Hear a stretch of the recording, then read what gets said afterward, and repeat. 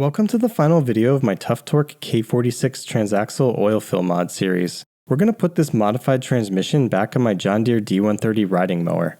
If you haven't seen my previous videos for drilling drain plugs and adding this external expansion tank, I'll list them in the description below. As noted in my other videos, I'm not an expert. I'm just a guy messing around with his mower transmission. Attempting to reproduce this mod could potentially break your transmission, your mower, or cause bodily harm or property damage. This video is for entertainment purposes only. Okay, let's get to it. To put the transaxle back on the mower, we need to reattach the mower-specific mounting brackets and reverse safety switch. To mount the external expansion tank, I made a bracket out of some aluminum square tube that I had laying around. I cut the ends at 45 degrees to make it easy to get the screws through. It also gives the sides a less harsh edge.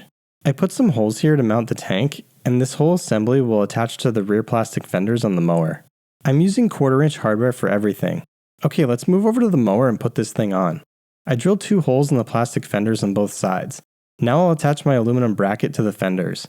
When mounting the tank, you need to consider any accessories that you might be using, such as a bagger for example. This will influence where you are able to mount the tank so that it isn't in the way. I don't think this is the best solution for mounting the tank. I think it would look better if it was just attached to the green body of the mower, but I'm not ready to commit to drilling through that nice green paint yet. I'm just going to mount the tank on the fenders for now. If you have a better idea, please let me know in the comments. I'm not a fan of the tank being angled like this. I think I'll experiment with 3D printing some angled shims to tilt the tank back down a bit. So the transaxle will be mounted down here, and I was originally planning to route the hose for the external expansion tank through this 1¼ inch hole that was already in the factory frame. I decided against this for 2 reasons. 1, the height of the hole is a bit low and causes the hose to slightly kink.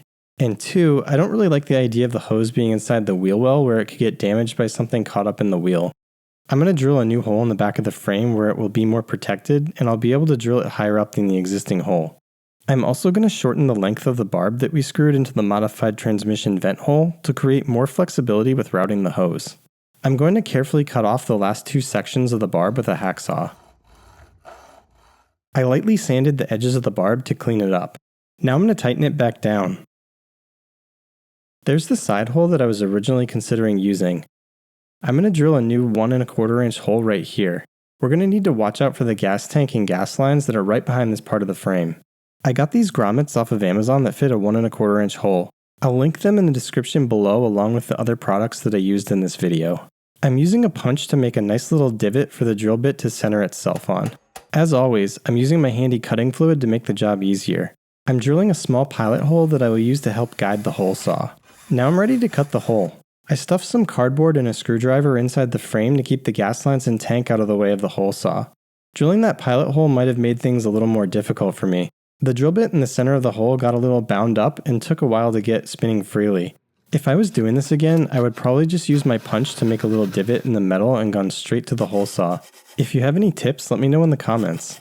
The center hole that guides the saw became a little widened and caused the hole saw to slide around a bit. I eventually made it through the frame and managed to avoid damaging the fuel lines and tank. But this isn't the prettiest hole. It's not terrible though. Now I'm going to clean up the edges of the hole with a file. I'm going to put my cardboard back in to protect the fuel lines. I'll be using a file that's rounded on one side. I got this cool handle recently that's adjustable to fit different size files. I'll put a link for that in the description. Okay, I cleaned up the edges of the hole and I sprayed it with some undercoat to keep it from rusting. Now I'm going to install my 1¼ inch grommet. Not bad, that looks pretty good. I'm going to feed the oil hose through the hole and attach it to the transmission. I want to align the natural bend of the hose with where it passes through the frame. I'll tighten down my hose clamp with my spinner drive handle. I really like this one that's made by Klein. I'll put a link in the description for anyone that's interested in picking one up. I'm going to use a floor jack to help me position the trans so I can bolt it back on the machine. It definitely helps if you have a helper who can push the jack under as you lift up the transmission. Once you get the jack under the trans, it's pretty easy to hold it in place so you can get your first bolt in. While I'm jacking this up, I'm also taking care to pull the excess hose through the hole in the frame to avoid kinking it. Don't forget to route your belt through the pulley before you get the trans fully mounted. Now I'm going to cut the hose so I can connect it to the tank. I left it a little long initially and ended up cutting it a few more times until I finally got a length that I liked. The barb on the expansion tank is a little bigger than the inner diameter of the hose. To get it on, I'm going to stretch the hose a little with some clean needle nose pliers. I found it easier to seat the hose by taking the tank off and spinning it while pushing down firmly. I wanted to minimize the amount of joints where oil could leak by using a single length of hose. If you wanted to, you could probably use multiple lengths of hose joined together with barbs to make putting the trans on and taking it off easier. A 90-degree barb that routes through the hole in the frame could be interesting. Okay, so we have the tank mounted. I 3D printed some angled spacers to make it level. The clamp is nice and tight and the hose is looking good going through the frame. So we're going to pump oil into the trans using this pump that's typically used for filling the lower unit on outboard motors that you see on boats.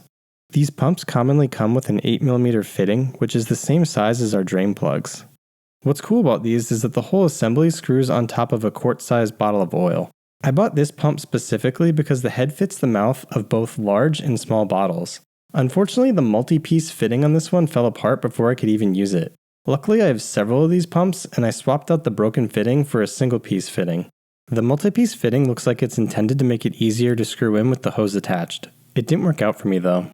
No worries, let's screw in my Frankenstein pump and get ready to start moving some oil.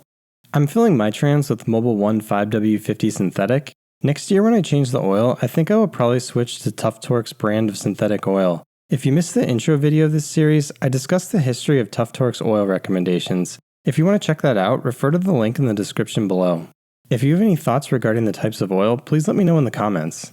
According to Tuff Torq, you need approximately 2.2 liters or 2.3 quarts of oil to fill a stock K46 transaxle. Accounting for the expansion tank hose that we've added and overfilling the transmission case, we'll need a little more than that. I think 3 quarts is about right. It wouldn't be a bad idea to have 4 quarts on hand just to be safe. Note that I also used the same oil to coat all the transaxle parts during reassembly. Nice, the oil's finally starting to show up in the tank. You don't want to fill the tank since the whole point is to give the oil a place to expand into when the transmission heats up. I'm going to fill it a little higher than the line at the bottom, so if we lose any oil when putting the drain plug in, the extra oil in the tank will just take its place. Now I'm going to put a piece of clean plastic over the mouth of the tank to seal off the vent cap. This will create a fluid lock that prevents the oil from draining out during the next step. Okay, here's the moment of truth. I need to unscrew the pump and have the drain plug ready to screw in. And there we go. Man, that went perfectly. I don't think hardly any oil came out. I'll torque down the bolts in a minute. Let's check out my plastic sheeting to see how much oil came out. Ha, that's it. This worked even better than I thought it would. Alright, let's torque down those drain plugs. We can remove the plastic sheeting now and let the vent cap do its thing. I'm going to leave the extra oil in the tank for a while in case any air bubbles work their way out of the trans. Now I'm going to throw the wheels back on and we can test this thing out. Before we can use the mower, we need to run through Tuff Torq's air purging procedure.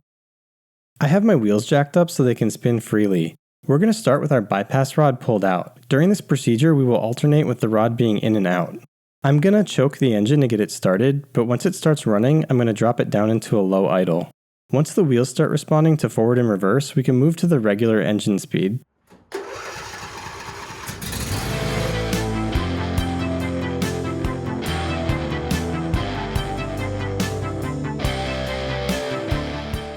Alright, well I hope you like this series. I'd appreciate it if you'd give the video a like, maybe subscribe if you'd like to see more. If you missed any of the previous videos in this series, they're linked in the description below. See you next time. Thanks for watching.